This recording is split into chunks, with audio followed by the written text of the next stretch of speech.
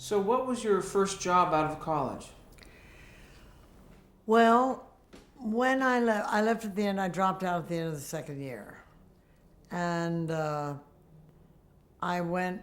My mother was very intelligent. That she suggested I take a typing and shorthand course, and I went to Catherine Gibbs, which was the best, which was the master of secretarial schools, and. Um, And from there, when I finished, it was 1 year.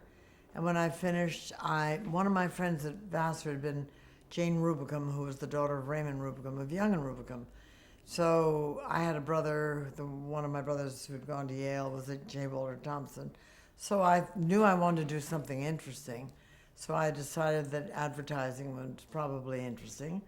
And I went to Young and Rubicam because I was familiar with that because of Jane. And had an interview with personnel, and they said they didn't have a job. And I have always been a rather persistent person. So I said, well, this is where I'd like to work, and I'm going to go home, and then I'm going to wait till you have a job. I don't want to go work anyplace else. That so impressed her. I don't know where it came from, just came out of my head. And so I went home, and within about 2 or 3 days, she called me. The head of personnel called me, said they had an opening, a part-time job. I think it was part-time. So they put me in what was called the forwarding department at $18 a week, and where we typed in inserts for, particularly for Frankfurt whiskeys, for all the newspapers and magazines in the United States. But when I was there, it was so exciting. My God, my head was spinning. There were all these handsome, divine men walking around, all these interesting advertising people and women who were on the way up who were becoming copywriters. And it was just alive with intelligent, active, fantastic people. My heart was just pounding with the excitement of it all. So in about the first week, or the second week, I think, the head of personnel sent me down in a temporary job in the radio department. And at that time, Young and Rubicam was the biggest radio department in the United States. It had everybody. It had,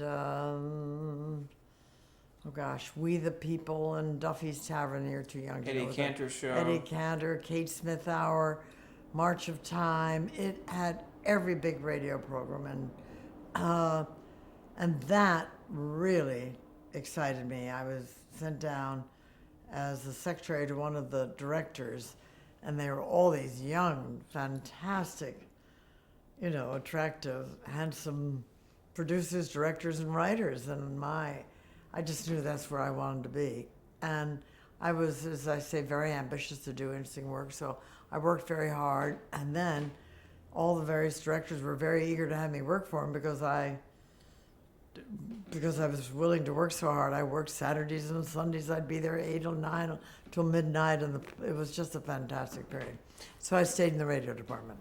What were your duties at that point? Well, I was secretary first to these various young, brilliant directors and writers. I mean, you never saw a place so alive, except live television later, which had a similar atmosphere.